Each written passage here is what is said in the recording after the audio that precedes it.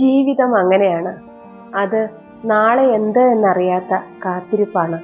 ശരിയാക്കിയാലും ശരിയാകില്ല എന്ന് തോന്നിക്കുന്ന, എന്നാൽ തെറ്റിയാലും ശരിയാക്കാമെന്ന പ്രത്യാശയുടെ പ്രകാശം നോക്കിയുള്ള യാത്ര.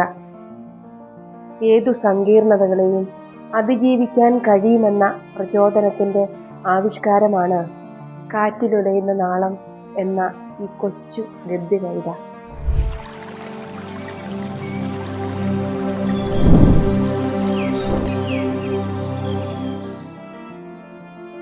കാറ്റിലുലയുന്ന നാളം.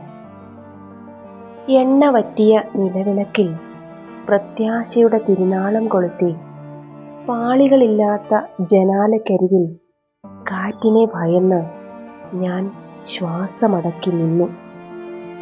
ഇന്ന് പൗർണമിയാണ്.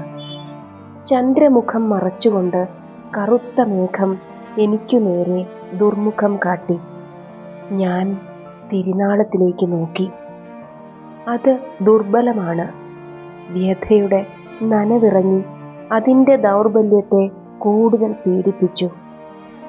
തിരുനാളമണഞ്ഞാൽ ആകാശത്തൊരു നക്ഷത്രം തേടി എൻ്റെ മിഴികൾ ചുവടുറയ്ക്കാതെ അലഞ്ഞു.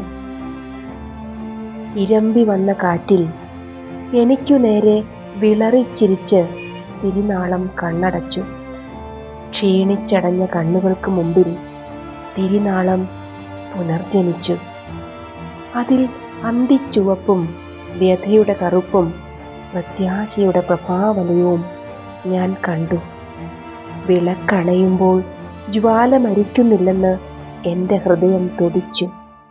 അതിനു ജീവൻ കൊടുക്കാൻ ഞാൻ എൻ്റെ സ്വപ്നത്തോട് പറഞ്ഞു. സ്വപ്നം നിറമില്ലാതെ ചിരിച്ചു. അതിനർത്ഥമറിയാതെ ഞാൻ അതിനെ ഉറ്റുനോക്കി.